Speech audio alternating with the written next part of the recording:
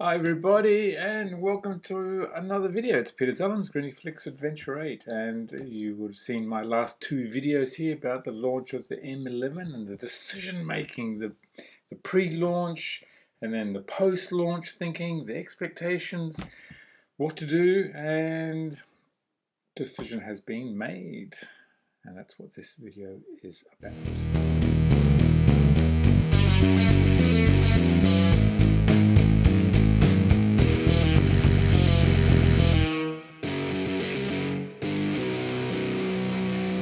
Have you noticed in your own decision making that sometimes it's a bit peculiar as far as what is the straw that breaks the camel's back one way or another? So in my last video you would have noticed that the thing I was most excited about was the new the electronic viewfinder for the M11, and that it would be compatible with the M10 and its different variants. As always, when all else fails, read the instructions. In this case, read the specifications. Viewfinder is only compatible with the M10 after the firmware upgrade occurs, which is supposed to be in March. But anyway, I didn't read that. I got so excited. I ordered the electronic viewfinder. That's what this box is about. So the first stage is the unboxing of the viewfinder. And it's a bit of an anticlimax because at this stage I don't have the box to connect this to, which is what you need is the M11. I have the M10. Okay, so anyway, so this is the electronic viewfinder. So you get a little pouch. Very nice. And then you pull it out, there's the box. And here is the viewfinder. And I can tell you my first impressions is that it's solid, it's heavy. And that's it. Now it's got a little cover here that actually fits onto the camera. Now the thing that I was so excited about was how much resistance there is between the base plate and this moving up.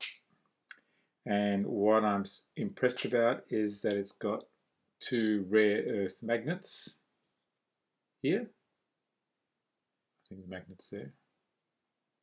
And then the corresponding metal plate is there. So once it actually locks in place, there's quite a bit of resistance there before it separates, and then it clicks into different positions, which is great, so that you could be viewing from the top or any angle. All right, so far that's impressive. All right, not to let you down, it'd be a pretty short video if that's all it was, just showing that. I have some good news. I went and I bit the bullet, and I did order the M11. So let's continue with the unboxing in fast motion. Yeah. Here we go. All right, let's get cracking.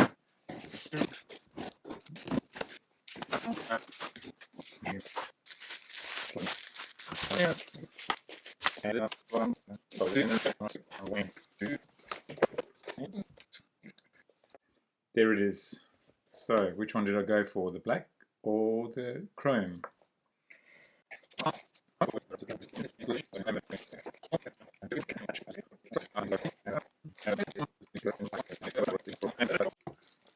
Yes, I did get the black one. Why did I get the black one? I wanted to go for the one that was 110 grams lighter. So here she be. Well, the only thing missing is a battery. Let's put the battery in and see what happens. I'm guessing there is some charge in this battery. So it's a bit bigger than the M10 battery.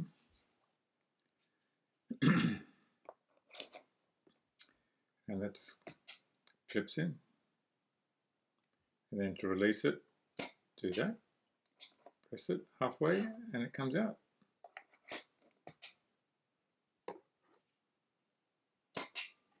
Doesn't come out if you do on the first release, where if you push it in and come out, it unclicks and comes out. It's good design. Let's set it up, put a lens on it, and see what it looks like. Now, part of going lightweight is also to go lightweight with regards to lenses as well. I've got this old vintage f2 Summilux Leica lens, probably built around the 1970-75 mark. So that's a light lens in itself, and matching that up with the M11, let's put it on the scales and let's see what it comes in at.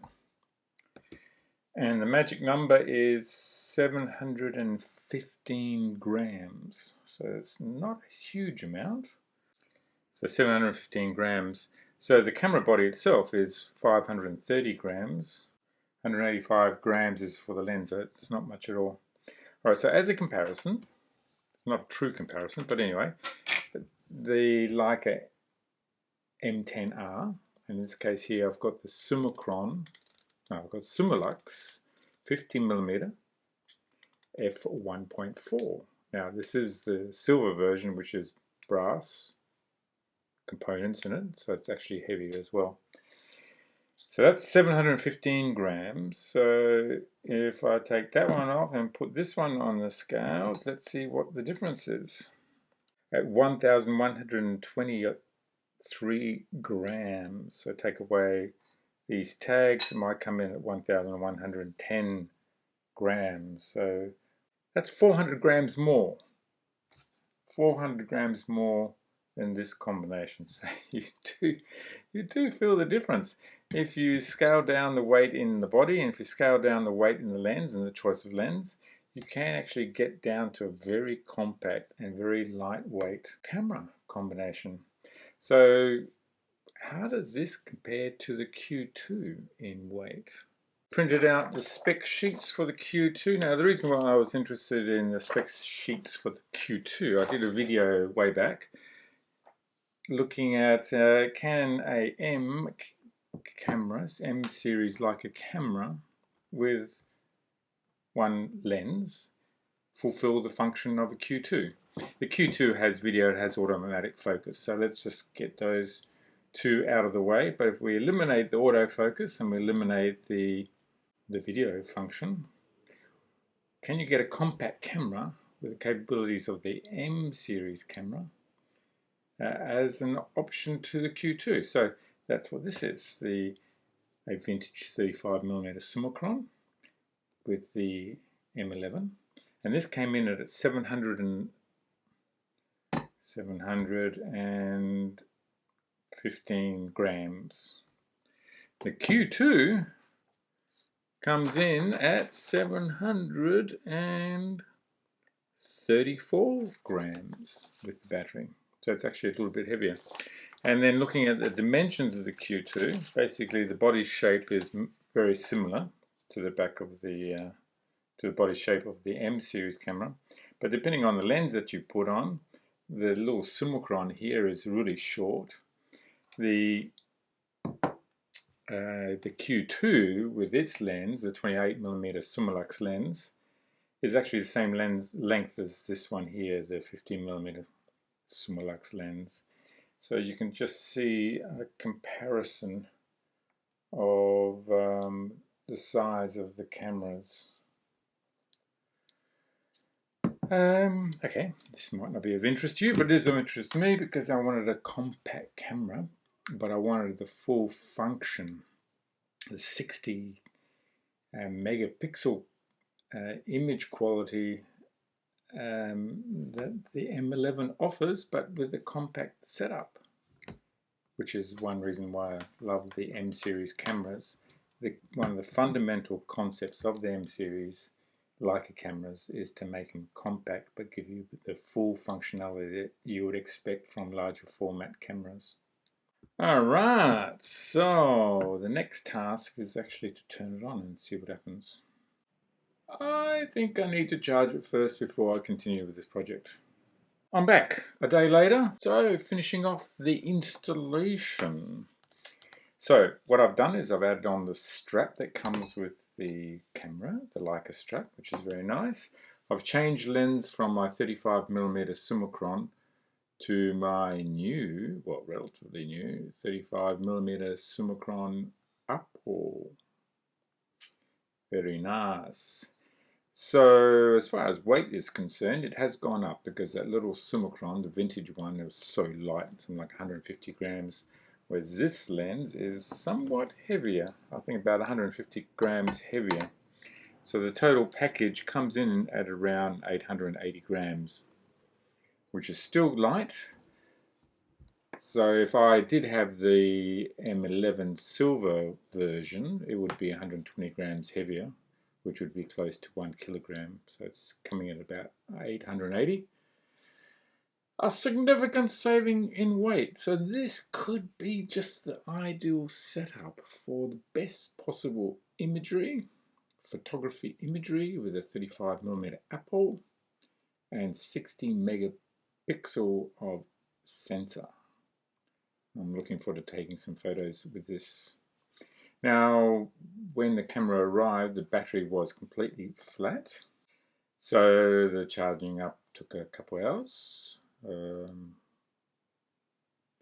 But I let it only charge up for about half an hour, and then there was enough. I had about 60% power, and then I was able to complete the installation.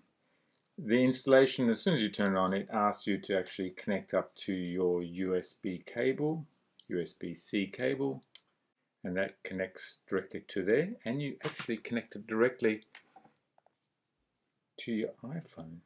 Using photos, the setup is completed almost instantly, like literally in about 5 seconds. So the whole setup process is really simple, and from my understanding is that the M11 is the first one that's actually all Apple certified, and therefore you get this special Apple iPhone cord. Alright, okay, and the other thing I unpacked was the VISOFLEX version 2. And yes, let's put this on, and then you'll be able to see what it looks like. So it's a matter of taking that rubber cap off. You can see it's quite a meaningful, sizable unit. Its weight comes in at 83 grams. So yes, we are adding a little bit of extra weight, and then that slides onto the hot shoe and it clips in firmly. So that's what it looks like. It's alright, isn't it? There'll be more on the testing, the photographs, the handling, the how this compares to the M10R, how it compares to the M240. Those videos will be coming out. But anyway, that's it. I got the M11 with the VISOFLEX viewfinder. Hope you found this video interesting. If you have, then give it a thumbs up. That supports the channel.